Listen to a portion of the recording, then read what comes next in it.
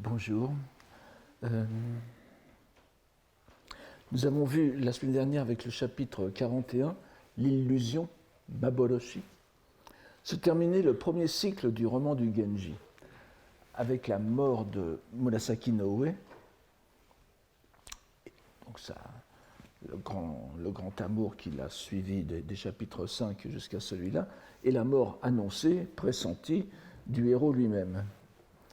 Nous avons déjà dit que cette mort est bien une disparition. C'est-à-dire que nous ne voyons pas mourir le protagoniste, le Genji. La romancière l'a simplement fait s'effacer. Et nous pourrions très bien employer à son sujet, au sens le plus littéral, le terme bouddhique de Nyumetsu, entrée en disparition, on peut dire aussi Kieru, Shoumetsu, qui est l'une des traductions sino-japonaises possibles du mot sanskrit de Nirvana. Utiliser ici cette expression n'est pas qu'une mignardise stylistique de notre part. Nous avons vu qu'au moins à 2 reprises, dans les pages lues et commentées ici seulement, il y en a bien d'autres dans le texte même, le prince radieux, le Hikaru Genji, Hikaru Kimi, est comparé physiquement au Bouddha.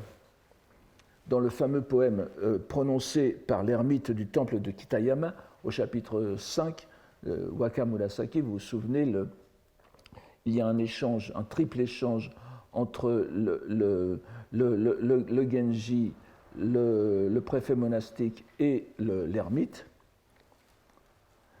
et où l'ermite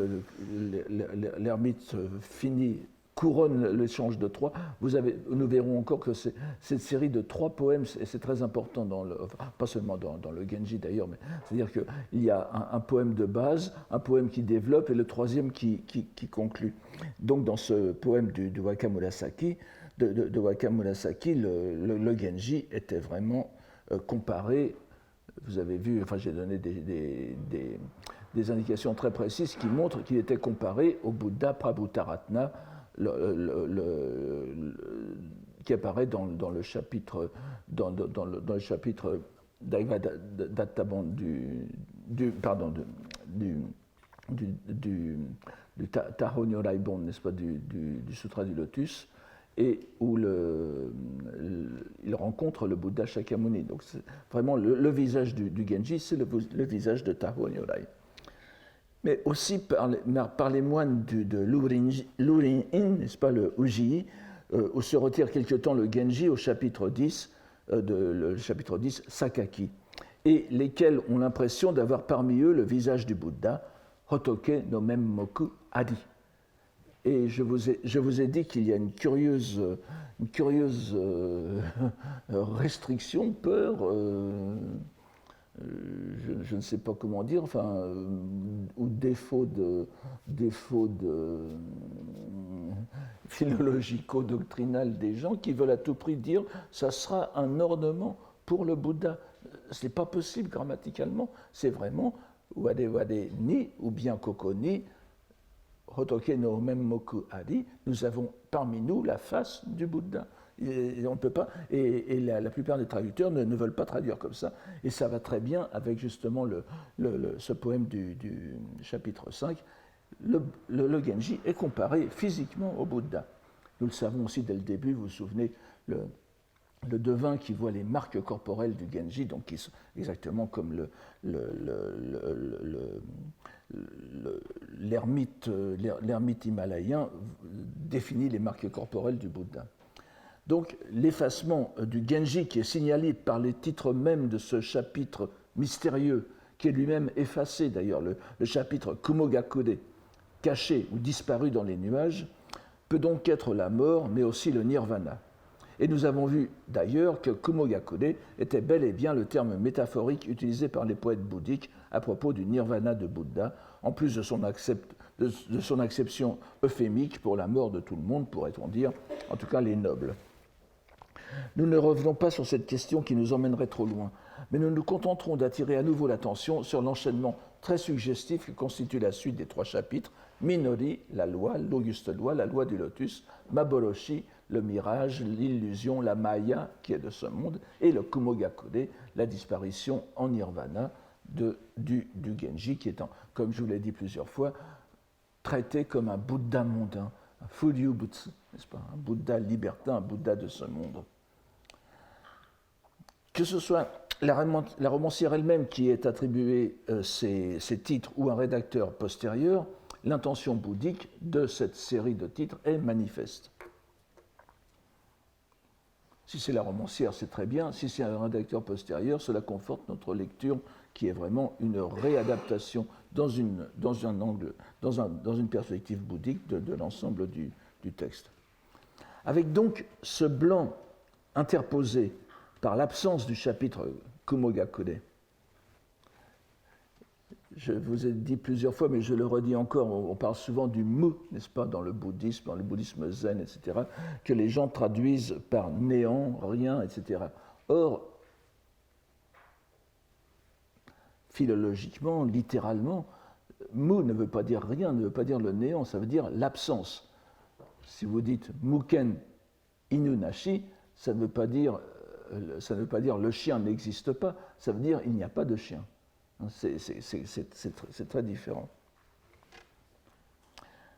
Donc, avec ce chapitre Kumogakure qui n'existe pas, et là encore, il est impossible de savoir si c'est la romancière ou l'interpolateur. Et quand je dis l'interpolateur, vous savez très bien que j'ai souvent en tête Teika, n'est-ce pas, qui est le grand remanieur du Genji de la fin de l'époque, de l'extrême fin de l'époque de Heian, début Kamakura, donc la fin du XIIe siècle. Donc nous avons très clairement une rupture dans le roman, une fin et un commencement. Encore une fois, il n'est pas dans notre intention, et nous n'aurions d'ailleurs matériellement pas le temps, de résumer de façon détaillée les différents chapitres que nous abordons, tant les relations qui y sont décrites sont complexes. Je simplifie à chaque fois énormément. Si vous suivez, si vous avez le temps de suivre par ailleurs le déroulement du roman, vous voyez à quel point je n'esquisse que quelques... Je surfe sur les chapitres, n'est-ce pas, en ne prenant que les choses les plus manifestes pour nous. Les relations décrites y sont très complexes. Mais nous devons dire malgré tout que ce chapitre 42, le chapitre 42, qui est juste après le chapitre 41, donc et après le chapitre Kumogakure, couramment intitulé Nihoumiya, je ne vous donne pas le titre complet parce que reprend l'histoire ce chapitre reprend l'histoire quelques années après la mort du Genji, 8 années, dit-on. Et alors évidemment, là, on m'accuserait certainement non pas de maquiller les données puisqu'elles sont là, mais 8 années dans l'école Tendai. Je vous ai déjà parlé de cette répartition de la vie du Bouddha et la vie du Bouddha dans l'école Tendai étant de 50, la vie, disons, productive, c'est-à-dire entre son éveil et son nirvana, est de 50 années dans le Tendai. Ça varie selon les écoles, mais en général, par le Tendai, dans l'ensemble du bouddhisme japonais, c'est 50 ans. Le Bouddha a prêché pendant 50 ans. Et il a prêché différents sutras, divers groupes de sutras, et la dernière prédication, l'ultime prédication, pour le Tendai et pour une bonne partie, pas seulement le Tendai, Hososhu, etc. aussi, c'est évidemment le Sutra du Lotus. Et à l'extrême fin, la nuit de son nirvana, il prêche le Sutra du Nirvana, parce qu'il faut bien le caser, le Sutra du Nirvana, c'est évidemment le Sutra prononcé par le Bouddha au moment où il atteint le Nirvana. Donc même l'école du Tendai qui prône le Sutra du Lotus ne peut pas nier que le Sutra du Nirvana soit le dernier. Mais on dit simplement que le Sutra du Nirvana répète l'enseignement du Sutra du Lotus de façon plus simple pour ceux qui n'ont pas compris. Or, la durée de prédication du Sutra du Lotus, traditionnellement, c'est 8 ans. Voilà. Je vous dis ça presque off records, n'est-ce pas, parce que mais je ne pense pas qu'il faille y voir quelque chose, mais c'est quand même intéressant. Donc, ce chapitre 42, Nihoumiya, le prince odorant, je vais le traduire par le prince odorant, parfumé d'Iciphère, je reviendrai là-dessus tout à l'heure, reprend l'histoire quelques années après la mort du Genji, donc, et met en scène dès le début les deux personnages dont le lecteur va suivre les péripéties jusqu'au dernier chapitre. Les trois, avec le personnage féminin, évidemment, sur lequel nous allons passer la plus grande partie de cette heure. Les deux protagonistes sont respectivement le fils du Genji, le fils entre guillemets, et son petit-fils, d'un âge suffisamment proche entre les deux, malgré la différence de génération, pour qu'ils se retrouvent rivaux dans des aventures amoureuses dignes de leur père. La question de la paternité est d'ailleurs centrale dans leur relation, car nous savons que l'aîné, que René Siffert traduit par le commandant suave, Kaoru Chujo, que je préférerais traduire par parfumé, qui deviendra général Taisho à la fin, bien que reconnu par le Genji comme son propre fils, est en réalité, alors excusez-moi, nous rentrons encore un peu dans les feux de l'amour, mais c'est le roman, je n'y peux rien. Bien que reconnu par le Genji comme son propre fils, est en réalité le fruit de l'adultère d'une épouse du Genji, la princesse troisième, Onna Sannomiya, la fille de Suzakuin, donc qui est empereur, avec Kashiwagi, qui est le fils de Tono Tsujo, l'ami d'enfance du Genji. Bon, tout ça, vous le savez peut-être par la lecture du roman. Cette relation se terminera par l'entrée avec point d'interrogation, l'entrée en religion de la princesse, et par... excusez-moi, donc elle entre bien en religion, et par la mort de Kashiwagi, et le secret de sa naissance pèse lourdement sur le jeune Kaoru.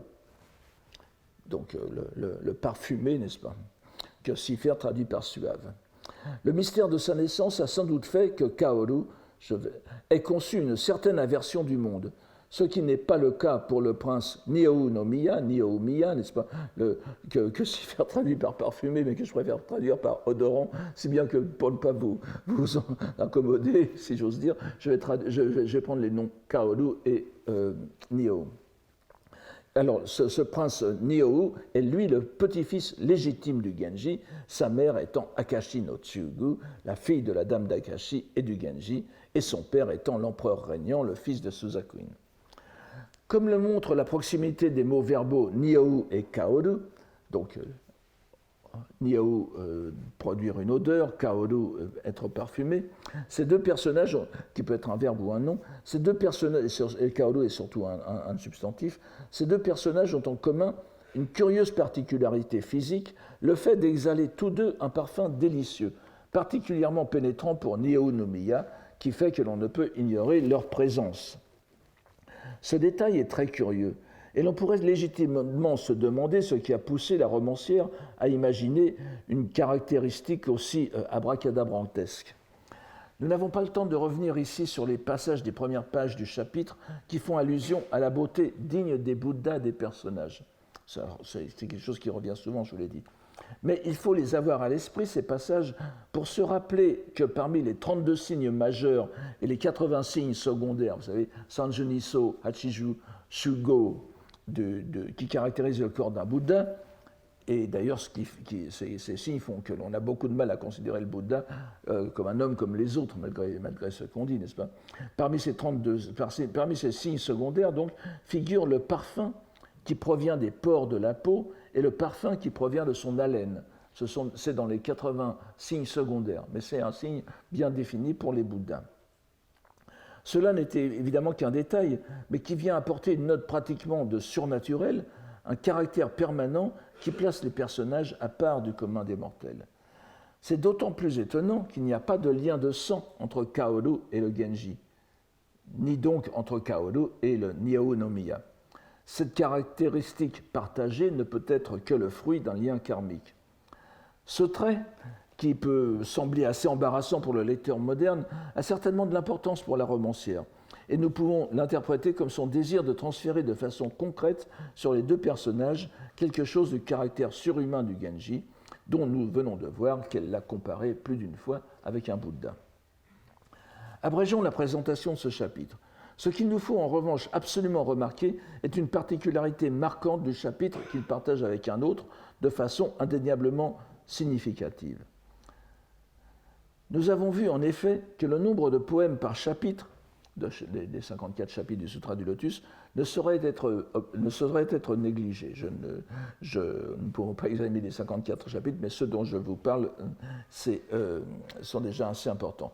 Et je vous ai dit que les 12 poèmes du chapitre 40, le chapitre Minodi, l'auguste loi du Lotus, ne peut manquer de susciter l'interrogation. N'est-ce pas, les 12 liens causaux, nous reviendrons là-dessus. Or, il n'y a que 2 chapitres dans le roman qui ne comportent qu'un seul poème, ce qui est quand même remarquable. Alors que la plupart du temps, vous en avez, il y en a très peu, mais la plupart du temps, vous en avez 10, 12, 28, 42, etc. Celui-ci, le 42e donc, et le dernier, le 54e. Seuls ces chapitres n'ont qu'un seul poème. Pour le dernier, nous trouvons de la chose tout à fait normale. Il y a quelque chose de spontanément significatif dans l'unicité d'un poème final, nous l'avons déjà vu, n'est-ce pas, qui confère ainsi à l'œuvre sa conclusion résumée en ces 31 syllabes. Je en dirai un tout petit mot à la fin, mais nous avons déjà largement développé là-dessus. Que ce chapitre 42, n'en contienne qu'un, nous amène tout naturellement à le considérer comme le répondant du dernier poème de l'ensemble de l'ouvrage, dont nous avons déjà évoqué l'importance. Mais avant d'aborder cet unique poème du chapitre 42, que nous serons appelés à considérer comme un poème d'ouverture, voyons-en le contexte immédiat, qui, encore une fois, nous éclairera de façon surprenante. La romancière, omnisciente comme de coutume, nous livre les pensées secrètes du commandant suave, Kaoru, concernant sa naissance, et l'anxiété suscitée par les rumeurs qu'il surprend parfois. Voici son Ikanari keru koto ni kawa. Bon, je traduis en essayant de suivre l'ordre plus ou moins des phrases. Que s'est-il donc passé? Par quelles circonstances ou liens causaux, n'est-ce pas? Nan no chigiri nite. M'aura-t-il fallu naître en un corps ou une condition, vous voyez, soitaru mi nishimo nari idekemu. Donc, corps ou condition. N'oubliez pas qu'en japonais, beaucoup plus qu'en chinois, le mot mi, shin veut dire la condition sociale aussi. Une condition faite de telles angoisses, yasukaranu omoi. Si seulement je pouvais sur ma condition, vous voyez qu'il répète, wayami ni toikemu satori omo. Si je pouvais seulement obtenir sur ma condition l'intelligence ou l'éveil, la compréhension satori, qu'avait reçu. Alors, ici, vous avez un problème textuel qu'avait reçu soit Zengyo, soit Kui Taishi. Donc, qui avait reçu soit le prince aux expédients habiles, soit le prince héritier de Gopika. Je reviens là-dessus tout de suite. Comment peut-on nous reprocher de voir du bouddhisme partout dans le roman, alors que c'est l'auteur elle-même qui, en ces moments cruciaux, nous donne des indices certains de ses intentions? En effet, malgré les difficultés textuelles, un manuscrit donne, au lieu de Zengyo Taishi, que nous pourrions peut-être expliquer de façon détournée, mais je ne vais pas revenir ici là-dessus, la leçon Kui Taishi. Elle est bizarre. Cette leçon a sans doute été amendée parce qu'elle apparaissait fautive. Il est certain en effet qu'il devrait y avoir quelque chose entre Kui et Taishi, et peut-être tout simplement un ni. Si nous disions Kui no Taishi no, Kui ni Taishi no, eh bien la phrase s'expliquerait toute seule, n'est-ce pas? Mais donc tout simplement un ni, donc pour que la proposition trouve un sens. Sinon, on ne comprend pas comment le terme Kui, considéré comme la translittération chinoise de Gopika ou Gopi, ça, en sanskrit, n'est-ce pas, qui est le nom alternatif de Yashodhara, je n'entre pas dans les détails aussi, disons, on peut les mettre ensemble, qui est l'épouse délaissée par le Bouddha, n'est-ce pas, lorsque le Bouddha quitte la vie palatine, justement, un peu comme le Genji, n'est-ce pas, le Genji enfant sort du palais, Et donc, c'est l'épouse donc, délaissée du Bouddha, et c'est la mère de son fils Rahula. Donc, ainsi, donc, si l'on adopte cette émendation, nous pouvons nous trouver nous pouvons comprendre pourquoi l'épithète de prince héritier vient après Gui. En réalité, ils sont séparés. Quoi qu'il puisse en être, le parallèle est clair. Le Genji est le Bouddha Shakyamuni et le commandant Kaoru est Rahula, qui avait été soupçonné lui aussi, le fils du Bouddha, d'être un enfant adultérin, car il était resté plusieurs années dans le sein de sa mère avant de naître. Bon, je ne vous répète pas la vie du Bouddha, mais il y a en effet un passage où Rahula se pose la question de sa naissance et les autres avec lui, et un miracle survient qui permet de le légitimer. Bon, ce sont des choses qui sont bien connues en religion, n'est-ce pas ? Le topos mystique de l'enfant à la naissance différée est bien connu. Il y a évidemment le cas de Lao Tzu en Chine, mais lui, c'est un peu spécial, il serait resté 60 ans dans le sein de sa mère, n'est-ce pas, sortant à l'âge de la retraite, ce qui est particulier. Et au Japon, plus proche de nous, mais légendaire aussi, nous avons le cas de l'impératrice Jingu, qui aurait, selon une tradition très peu historique évidemment, régné aux environs de l'an 200 et aurait retardé pendant 3 ans la naissance de son fils, le futur empereur Ōjin, le temps de conquérir la Corée. Mais ici, la question est de savoir si l'enfant est légitime ou non.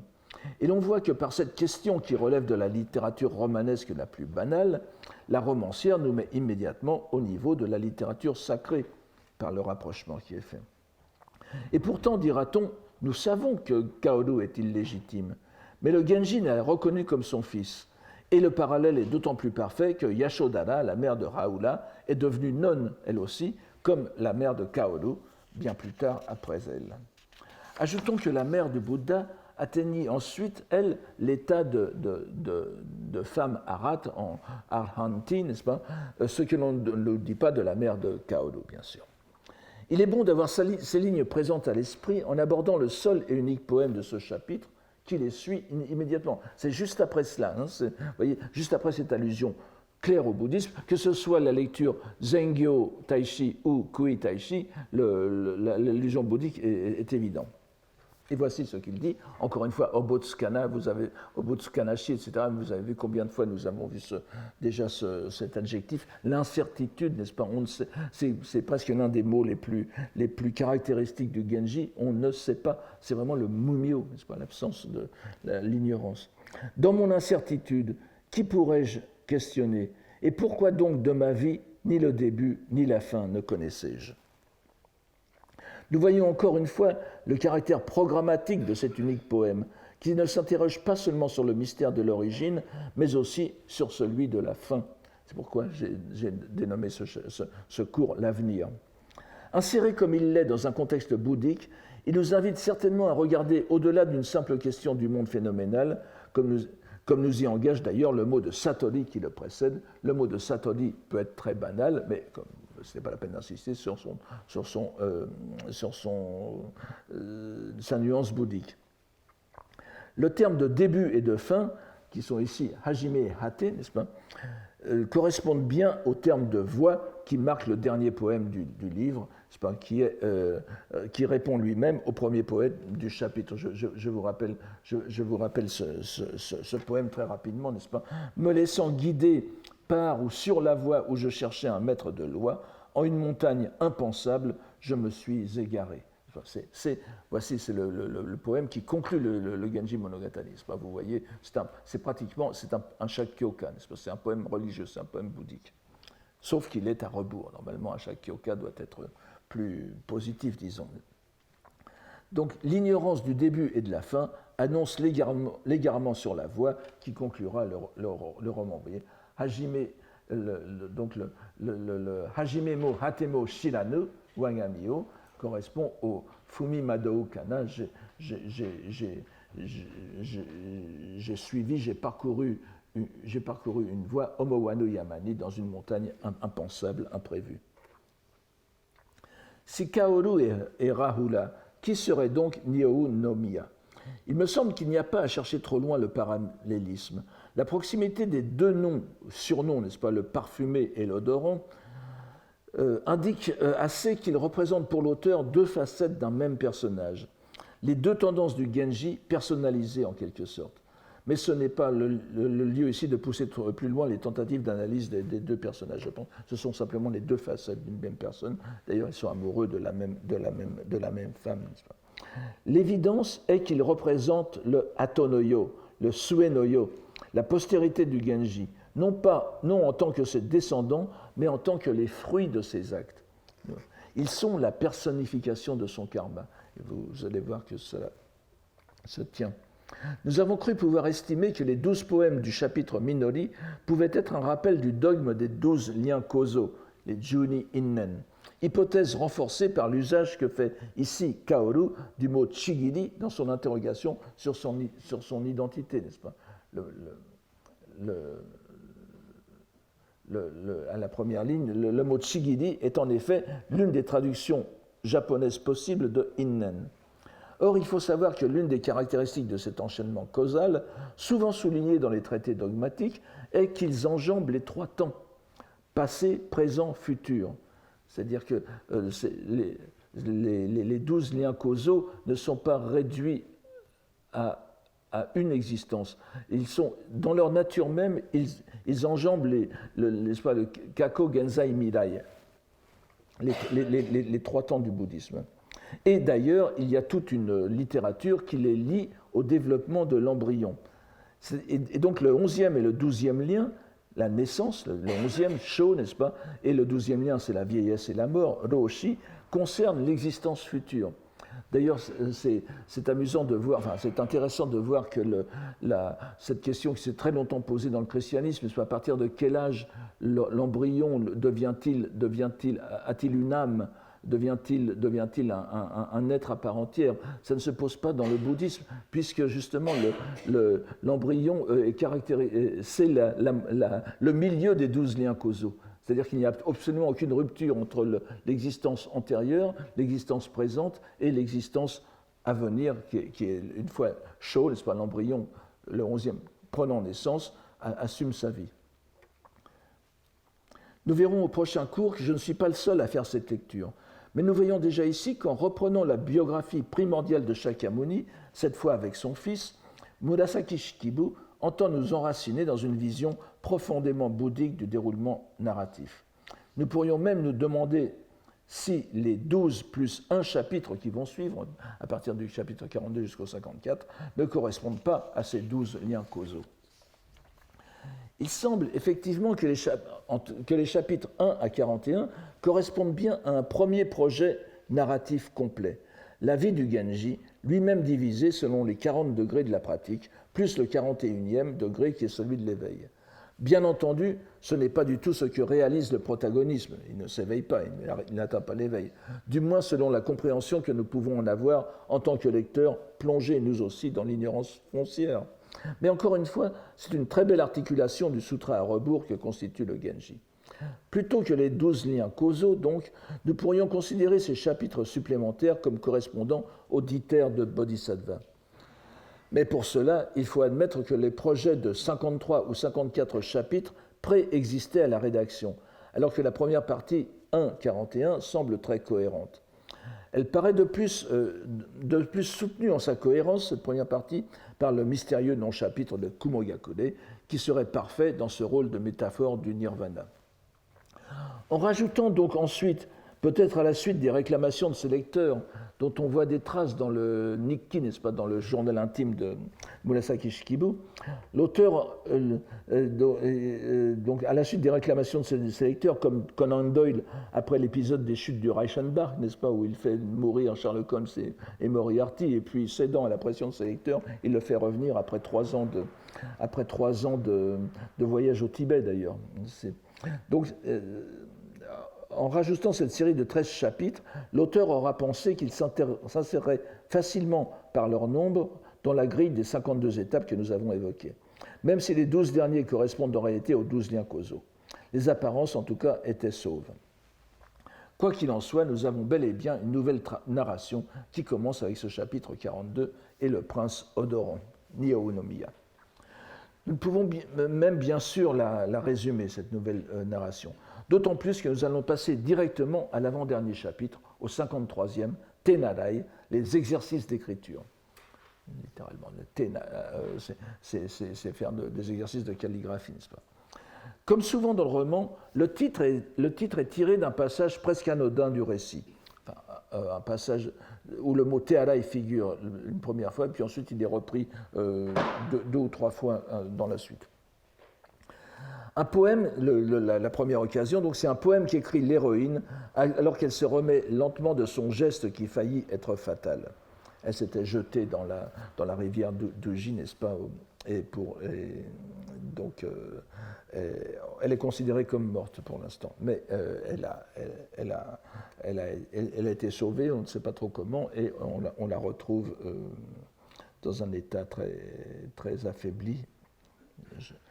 Donc, ce premier poème, elle le fait en manière de retour à la vie, en quelque sorte, de rééducation, dirions-nous maintenant, davantage que dans une intention littéraire.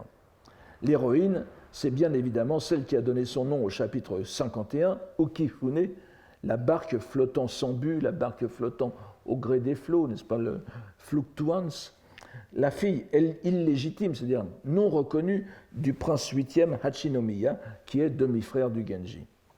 D'une grande beauté, elle est tiraillée entre le commandant parfumé, entre Kaoru et le prince Odoron, Nihou. Et elle est réduite à un tel désespoir qu'il se jette dans la rivière de Uji, je viens de vous le dire. Le chapitre 53 est la description de son retour parmi les vivants. Je vous invite d'ailleurs à le lire par vous-même pour l'extraordinaire description qui est faite du sauvetage de Kifune.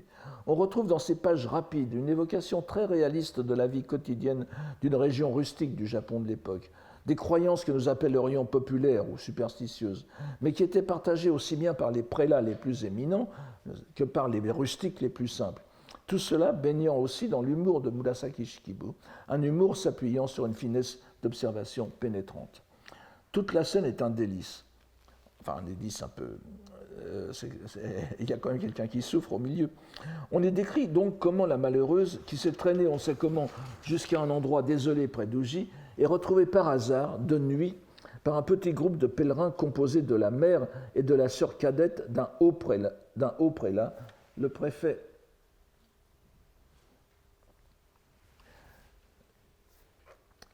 Le préfet monastique de Yokawa, Yokawa no Sozu est-il appelé dans le roman, dont on s'accorde à penser qu'il ne s'agit de nul autre que Genshin, et Shin Sozu, dont je vous mets après, déjà souvent évoqué ici. Cette identification est fort ancienne, elle date de la fin du XIVe siècle. En même temps, je pense que pour les contemporains, et même du Genji, et pour ceux qui venaient immédiatement après, il n'était peut-être même pas besoin de la signaler, c'était tellement évident qu'on n'avait pas besoin de le dire. Elle est d'autant plus vraisemblable, nous l'avons dit, que Genshin, qui est né en 942 et mort en 1017, et n'oubliez pas que la date traditionnelle de la mort de Murasaki Shikibu, c'est 1014. En tout cas, elle est morte elle est morte après 1012, enfin, bien sûr après 1008, c'est évident, après 1012 et avant 1020. Donc, il est le parfait contemporain de Murasaki Shikibu, et il était sans doute le religieux le plus célèbre de son temps. Le prélat du récit se donne une soixantaine d'années. Donc vous voyez, il est né en 60 ans, ça ferait même à la japonaise, n'est-ce pas, ça ferait autour de l'an 1000 quasiment. Donc nous sommes vraiment dans la fourchette de temps du Genji. C'est un temps imaginaire, bien sûr. Elle ne relate pas son empereur n'est pas celui de l'an 1000, mais voilà. Et ça va donc très bien. Genshin donc, était un scoliaste érudit du Tendai, le poète de Waka. Il est aussi l'auteur-compilateur de l'un des textes bouddhiques les plus importants de l'époque de Heian et de l'histoire du bouddhisme japonais, l'Ojo Yoshu, dont je n'ai pas donné les noms, enfin tout le monde le connaît, vous le trouvez facilement, littéralement le regroupement essentiel, Yoshu, des textes, sous-entendus, pour la renaissance en la terre pure, Hojo, n'est-ce pas, aller renaître en la terre pure. L'un des traités les plus influents dans l'histoire du Japon, où sont exposées les vertus de la foi en la terre pure du Bouddha Amida. Nul besoin de revenir ici sur la question de la foi en la terre pure et en Amida dans le Genji. Nous l'avons vu omniprésente, n'est-ce pas? Vous avez vu le nombre de fois où Amida est mentionné. Vous vous souvenez la dernière fois, dans le chapitre que nous avons vu la dernière fois, autour de la mort de Murasaki no Ue, l'un des derniers actes du Genji, c'est de préparer un mandala de la terre pure d'Amida.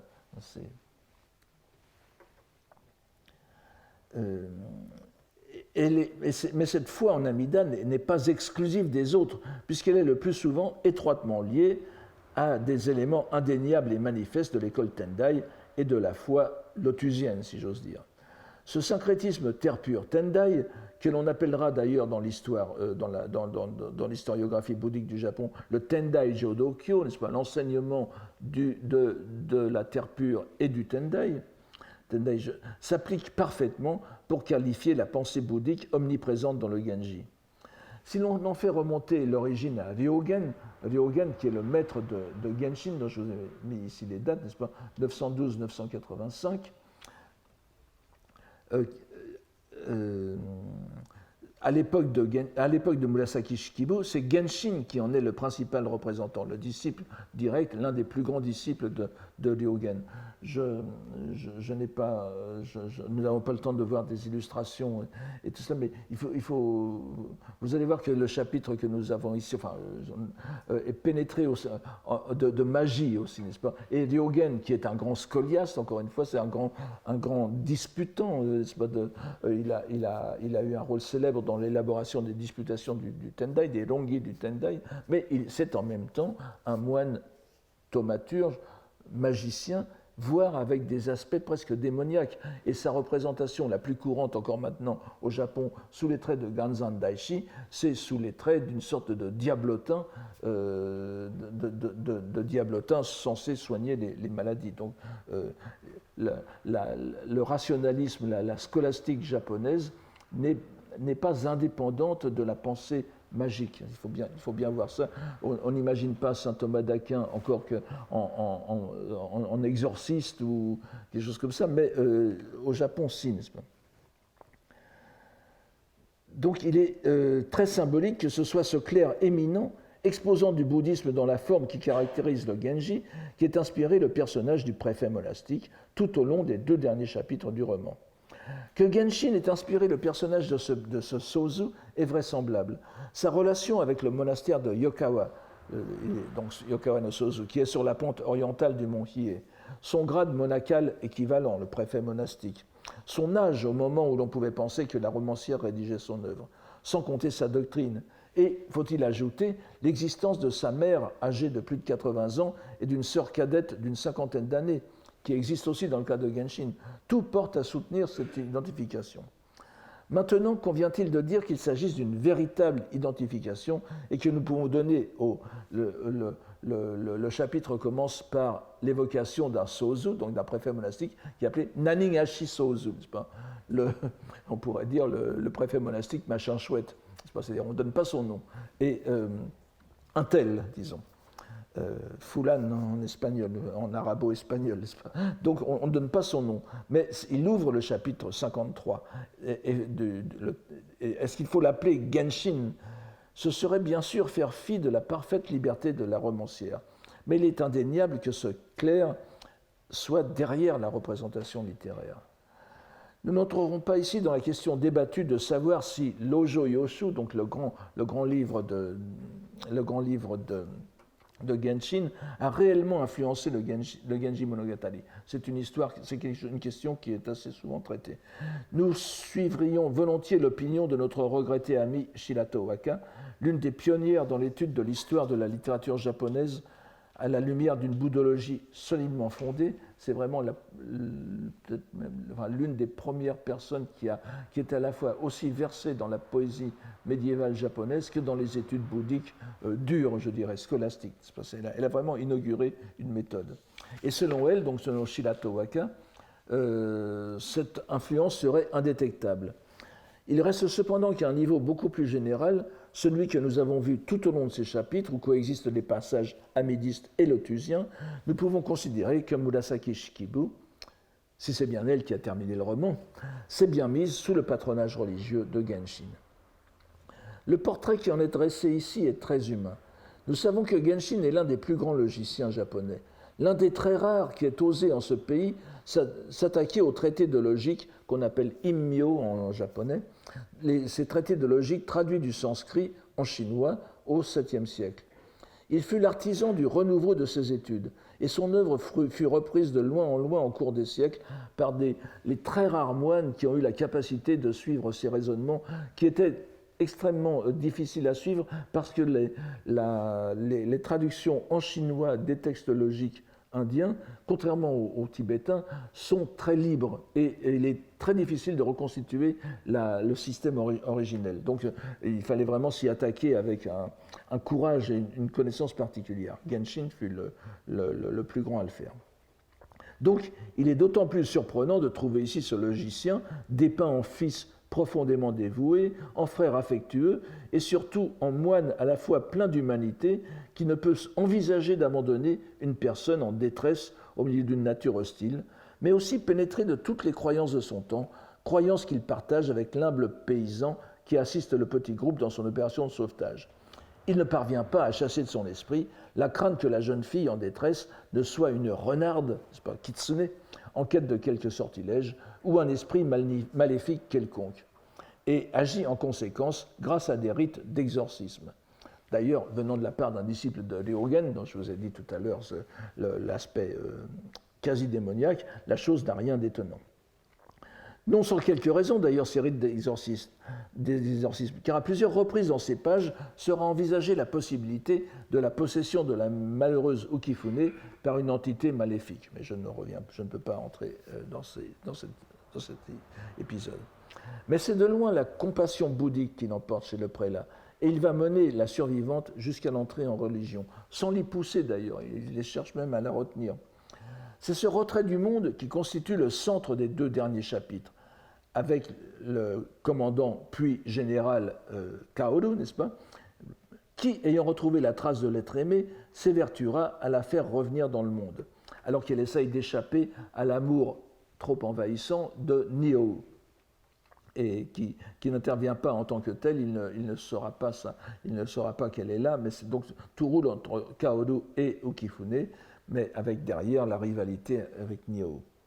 Le préfet monastique apparaît constamment tout au long de ces pages comme un personnage d'une grande humanité, hors du monde par sa compassion, mais touchant par son attention filiale, ce qui imprègne toute la fin du roman d'une atmosphère bouddhique particulièrement sensible.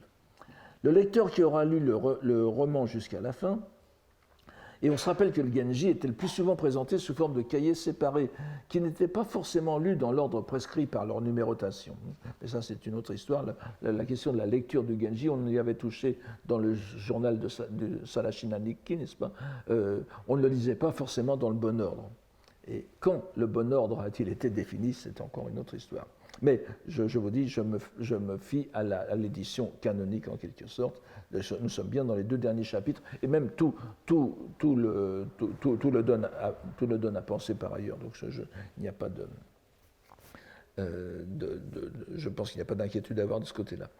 Donc le lecteur se trouve plongé encore plus profondément que d'habitude dans le dilemme permanent des personnages, si souvent vu déjà entre l'entrée en religion et l'abandon aux passions. Nous découvrons ainsi que le point d'orgue du roman ne peut être lu indépendamment du cadre bouddhique qui le structure, et que bien au contraire de l'attitude que voudrait adopter la plus grande partie de la critique moderne, la relation même des personnages avec la religion constitue un point essentiel de la narration. Si vous les lisez, vous le verrez. La découverte inopinée de cette beauté mourante dans la nuit évoque comme de juste une image littéraire à l'esprit de la nonne, la sœur cadette du préfet monastique de Yokawa. Et cette image, c'est celle de Kaguya-hime. C'est les premiers mots. Kaguya-hime o mitsuketariken taketori no okina yorimo mezurashiki kokochi suru ni. C'est l'héroïne extraterrestre, c'est-à-dire qu'elle vient de la Lune, du conte du coupeur du bambou, le Taketori Monogatari, Taketori no Okina, n'est-ce pas, le vieillard coupeur de bambou, qui est l'un des premiers ouvrages littéraires japonais en prose, qui antidate d'un siècle, disons, le Genji. Et c'est ainsi qu'est décrite la perplexité de la nonne, plus intriguée que le vieillard coupeur de bambou qui aurait trouvé Kaguya-hime, elle songeait avec inquiétude. Ne risque-t-elle pas de disparaître un jour, trompant notre surveillance ? Puisque Kaguya-hime, vous le savez, bon, je résume d'un mot le coupeur de bambou, enfin deux mots, c'est un coupeur de bambou qui trouve dans la forêt de bambou, au creux d'un segment de bambou, un bébé, une toute petite fille, qu'il emmène chez lui. Il est âgé, il est marié, mais sa femme et lui n'ont pas d'enfants, et ils en étaient désespérés, et ils trouvent cette petite fille miraculeuse qu'ils vont élever jusqu'à ce qu'elle devienne une très belle jeune fille et qu'elle soit poursuivie par toute l'aristocratie japonaise de l'époque. Mais finalement, tout le monde se retrouvera le bec dans l'eau, puisque c'était la fille du souverain de la Lune. Et bon, pour une histoire, elle avait été exilée à cause d'une histoire. Bon, je ne vais pas rentrer dans les détails encore une fois, mais on revient la chercher, et elle repart vers la Lune. C'est considéré comme l'un des premiers récits de science-fiction parce que les voyages. Le premier récit serait évidemment l'histoire authentique de Lucien de Samosas, n'est-ce pas, au IIe siècle après Jésus-Christ, mais le Taketori Monogatari est souvent décrit dans les histoires générales de la science-fiction comme l'un des premiers ouvrages de ce genre. Donc, cette pensée fugitive de la nonne est l'occasion de l'un de ces tours littéraires dont Murasaki Shikibu est familière. La comparaison avec Kaguya-hime qui y pense simplement, n'est bien sûr exprimée que par la nonne elle-même en son fort intérieur, et seul l'auteur et le lecteur en sont informés. Mais nous voyons que cette comparaison n'est reprise par nul autre que par son objet même, tout de suite après, dont le second poème reprend une image tirée du Taketori Monogatari. Voici ce poème. Bien qu'en ma ronde ainsi gère dans ce monde sinistre, qui donc s'en apercevrait dans la capitale de la Lune, Tsuki no Miyako ni. Je fais exprès de traduire littéralement Tsuki no Miyako, la capitale de la Lune. Ici, Ukifune, dont le nom rappelle, répétons-le, une barque battue au gré des flots et flottant sans direction précise, refait allusion à son statut d'errant sans but dans la nuit, en s'assimilant ainsi à la Lune. Cela lui donne l'occasion d'utiliser le terme de cité lunaire qui peut être utilisé comme appellation poétique de la capitale, c'est-à-dire de Heiankyo, de Kyoto, dont la splendeur rappelle la Lune par son éclat. C'est un terme qui se trouve aussi dans d'autres chapitres. Or, cette appellation ne peut que rappeler le texte du Taketori Monogatari, où le terme de Tsuki no Miyako est utilisé plusieurs fois dans le Taketori, la capitale de la Lune, mais dans son sens propre, puisque c'est le pays natal de la princesse Kaguya, où elle finira par rentrer lorsque les envoyés de son père viendront la chercher dans leur fusée spatiale. Le terme japonais, c'est Tobukuruma, la voiture qui vole, n'est-ce pas ? Elle vient, ce n'est pas magique, ce n'est pas un procédé magique, on vient la chercher vraiment dans un ovni, n'est-ce pas ? Et elle repart ainsi, laissant le Taketori, le coupeur de bambou, à sa joie et à sa désolation en même temps. Donc, cela lui donne l'occasion ainsi, la vision qui a germé dans la pensée de la nonne est reprise de façon invraisemblable ou magique par la protagoniste elle-même, qui ne pouvait connaître le cœur de sa protectrice. Et c'est elle qui associe le nom de Kaguya-hime, dit dans l'esprit de la nonne, à la capitale de la Lune, qui est sa patrie. Et elle en fait un usage subtil comme d'habitude, puisqu'elle assume ici son identité métaphorique avec Kaguya-hime, qui a erré de la Lune à la Terre, mais à la différence de celle-ci, son identité restera cachée à celui qui réside dans la capitale lunaire, Miyako, c'est-à-dire le commandant parfumé Kaoru. et qui donc ne viendra pas la chercher dans le lieu où son errance l'a menée. Il va finir par la retrouver, mais c'est... Donc cette espèce de lien télépathique entre la nonne et celle qu'elle a sauvée, qui n'est perceptible qu'au lecteur, répétons-le, est bien représentatif de l'art subtil de Murasaki Shikibu. Il y a aussi un détail qui devrait attirer notre attention dans ce poème. Il s'agit de l'emploi du pronom ware. Ça commence par ware. Vous voyez, ware kakute ukiyo no nakani. Comme nous l'avons souvent fait remarquer, un usage aussi manifeste de la première personne, du pronom de la première personne. Il y a des pronoms personnels en japonais, contrairement à ce qu'on dit. Dont l'intention soit pure, dans un poème dont l'intention, un waka, dont l'intention soit purement poétique, est loin d'être des plus heureux. Il est en effet considéré comme par trop direct. Il est d'ailleurs significatif que ce soit avant tout dans les shakkyoka qu'on le trouve utilisé à bon escient. Par exemple, je vous ai donné un extrait d'un poème que nous avons vu, je crois, à propos de Kagero, de Senshin Aishinno, n'est-ce pas, la contemporaine. Vous allez voir qu'elle va venir plusieurs fois encore aujourd'hui. Ware aru mono to, n'est-ce pas, tare tanomiken. Qui pourrait être certain que ware aru, le je, le moi existe. Pas que j'existe, mais que le je existe. Tout à fait différent. Dans un poème japonais, normalement, on ne met pas ware.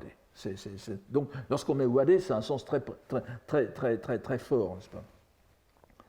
Donc, on peut poser en principe général que lorsque le pronom ware est utilisé dans un poème, il y a soit une maladresse de l'auteur, sur lequel il est difficile de tabler, soit une intention précise extra-littéraire. Ici, la rencontre de ware avec meguru, c'est pas de vos... Oui, voilà, oui, c'est ici, n'est-ce pas? Meguru Tomo, avec Meguru, excusez-moi, la rencontre de ware avec Meguru nous donnerait à penser que le segment ne signifie pas je tourne en rond, mais le je tourne en rond. Et que nous avons affaire, par-delà la maladresse poétique de la tournure lorsqu'elle s'applique à une personne, une considération bien plus générale concernant le fond de la doctrine bouddhique, bien que le moi erre éternellement, qui s'en apercevra au royaume de Bouddha? Voilà ce que ça veut dire. Il suffit de regarder quelques jien pour comprendre ce sens de Miyako.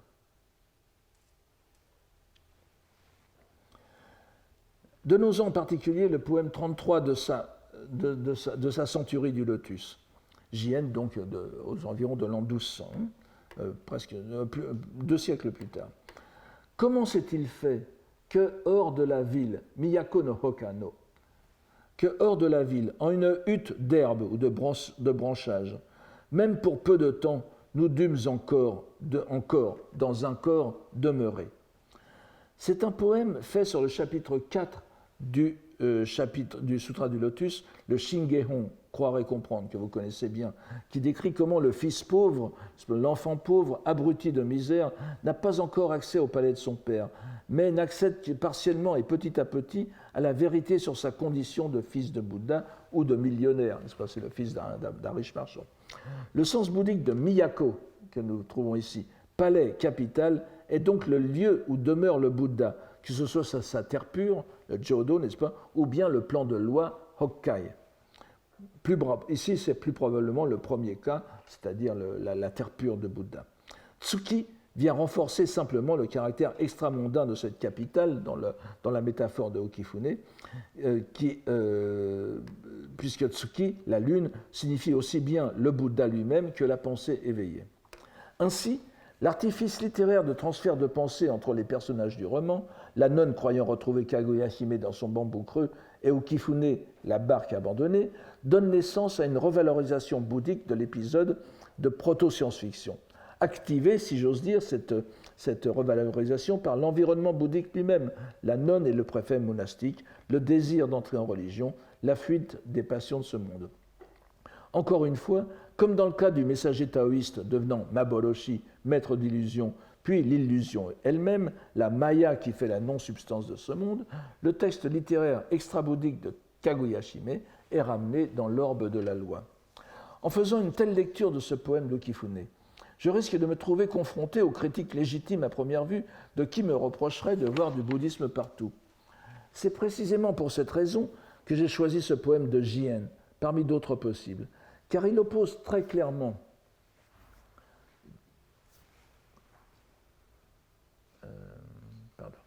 car il oppose très clairement dans le même poème, vous voyez, Miyako no Hoka no Kusa no Iori, n'est-ce pas? Kusa no Iori. Il oppose très clairement dans le même poème, dans les mêmes vers, la capitale ou cité de Bouddha, Miyako, à la cabane de branchage, Kusa no Iyo ou Kusa no Iori, de l'enfant pauvre ou de l'ermite.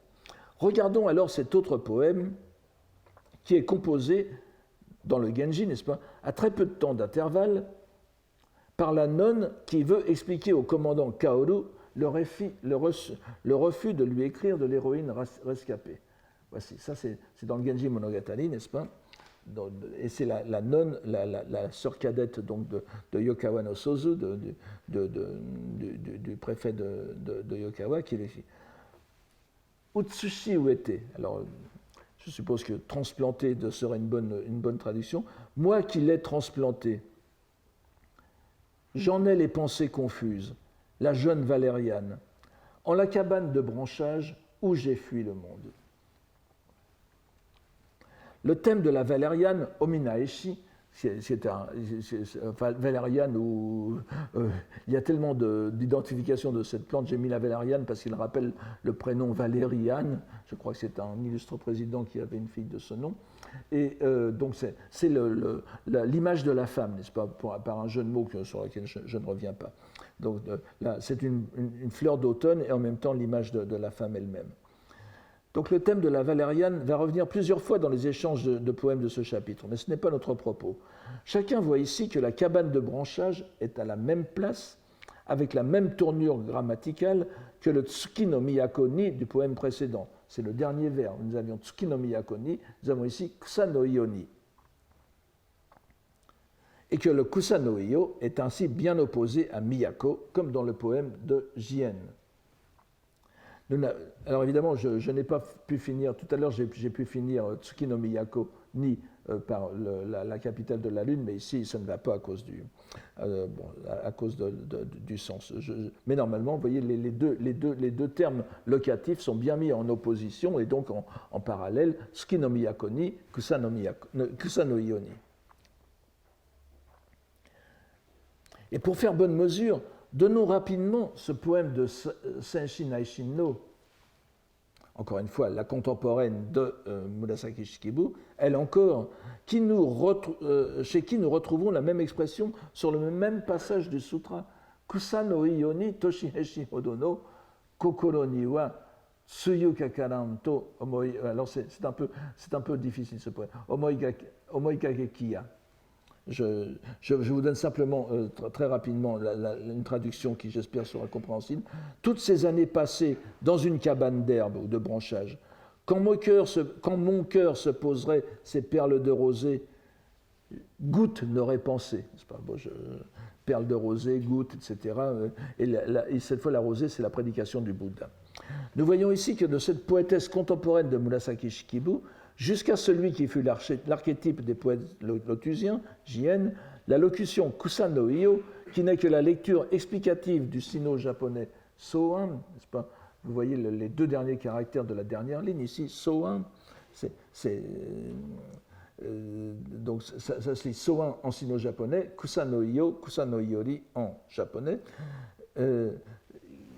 qui figure donc dans le texte chinois du sutra, renvoie sans hésitation à ce passage d'une parabole qui ne le cède en célébrité qu'à celle de la maison en flammes. Nous ne pouvons pas voir tous les poèmes de ce chapitre. Certains ont encore joué avec l'image de la lune, que l'on pourra prendre au sens phénoménal ou au sens absolu, encore que ce serait ici aller peut-être trop loin, malgré la première incitation que nous venons de voir. Le lecteur a l'impression trompeuse, tant les scènes nocturnes abondent que tout se passe la nuit, impression qui est sans doute voulue par la romancière, qui tient à montrer ces personnages errants dans l'indécision. La présence des religieux incite aussi à répéter régulièrement des verbes signifiant le renoncement ou l'abandon.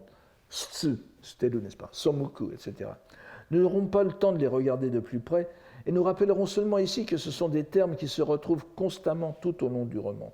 l'expression la plus courante de l'aspiration le plus souvent ressentie par les personnages.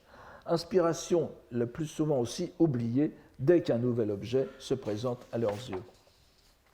Je proposerai en revanche de nous attarder sur l'évolution d'un terme qui joue sur le surnom de l'héroïne, Ukifune, la barque abandonnée, avec l'inévitable jeu de mots qui concrétise ici toutes ses virtualités en raison de la situation déchirée du personnage. Comme on le sait, le mot japonais ama désigne à la fois les plongeuses, qui ont pour métier de ramasser sous l'eau les coquillages ou les algues d'une part, et c'est aussi le nom populaire des religieuses bouddhiques, Sōni, n'est-ce pas, ou Niso de l'autre. Les deux sens ne sont différenciés que par les caractères chinois qui les notent, et comme on sait, ils ne sont pas obligatoires et n'ont pas de valeur définitive dans les manuscrits. Or, ce terme de ama se retrouve dans 3 poèmes, et encore une fois, le 3e étant particulièrement important, puisque c'est le dernier poème du chapitre. Il est encore une fois aussi intéressant d'observer comment le même terme évolue au long des 3 pièces poétiques pour arriver à son sens définitif et plus élevé. Le premier poème est situé sans ambiguïté dans l'univers des pêcheuses avec un accent circonflexe, bien que ce sont aussi des pêcheresses, dans l'univers des pêcheuses, adressé par Kaoru à celles dont il n'arrive pas à renoncer à l'amour. Je vous le donne ici. Oh, pardon.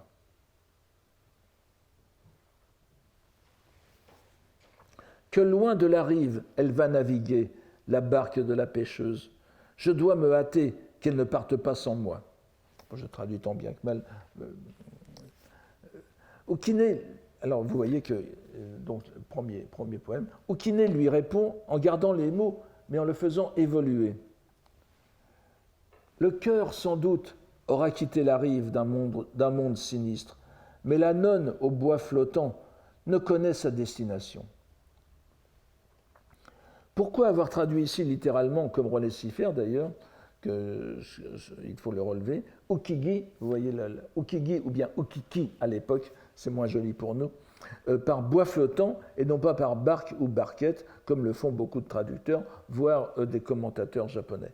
C'est que le poème ne reprend pas le Amabune du précédent. Tout à l'heure, nous avions Amabune, vous voyez, Amabune ni, le 3e vers, et ici, nous avons donc Ukigi, le bois flottant à la fin.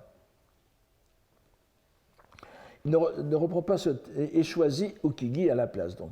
Faisons comme l'on devrait toujours faire en poésie classique japonaise et remettons les caractères chinois, cette fois pour l'explication, n'est-ce pas, c'est l'exégète qui doit le faire, en faisant passer de la lecture explicative à la lecture phonétique.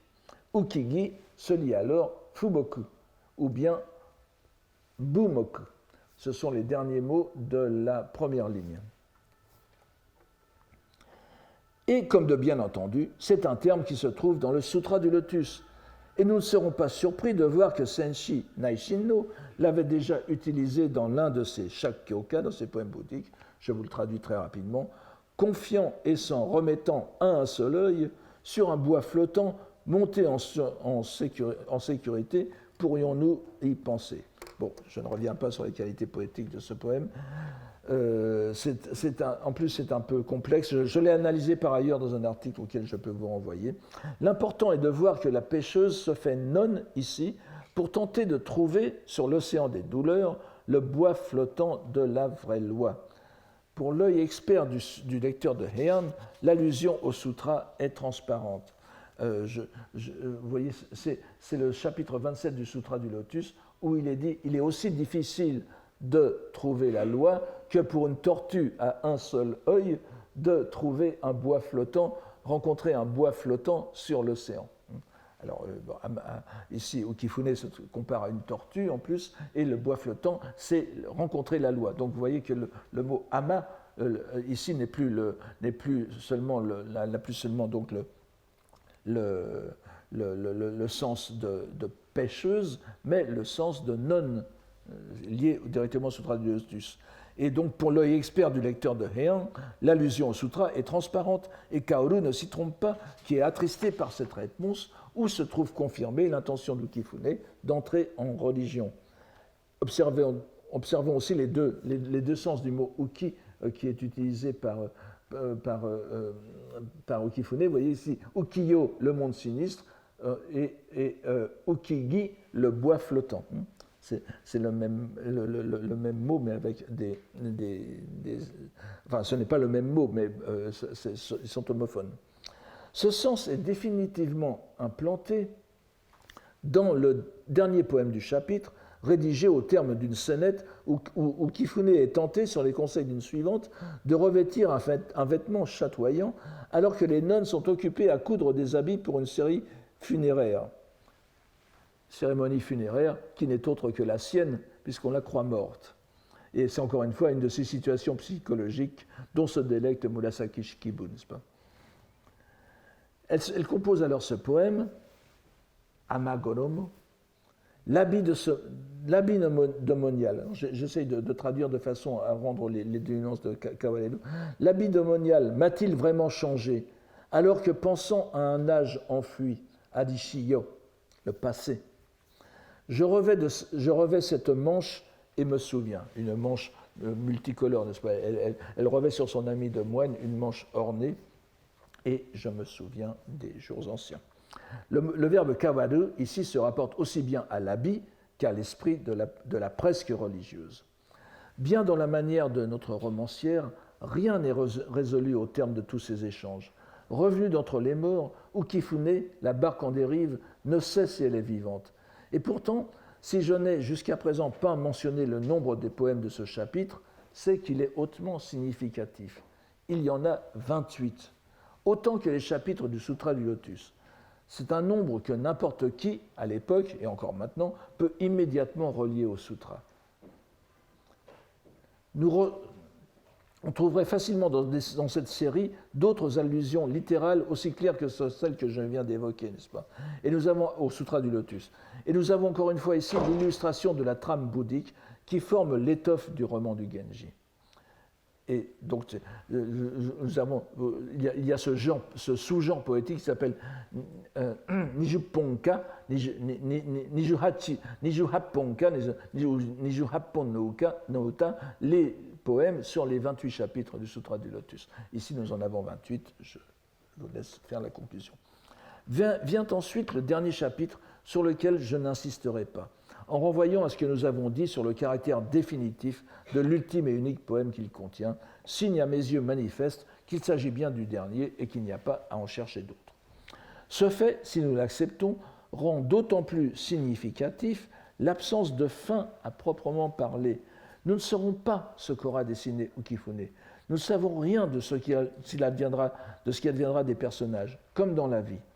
Et c'est dans cette absence de clôture narrative, alors qu'il y a une clôture formelle avec un poème unique, que réside aussi le sens bouddhique profond du Genji Monogatari. Dans le prochain cours, qui sera le dernier de l'année, nous verrons l'importance d'un détour par les poètes sino-japonais pour tenter de cerner mieux ce sens. Je vous remercie pour aujourd'hui.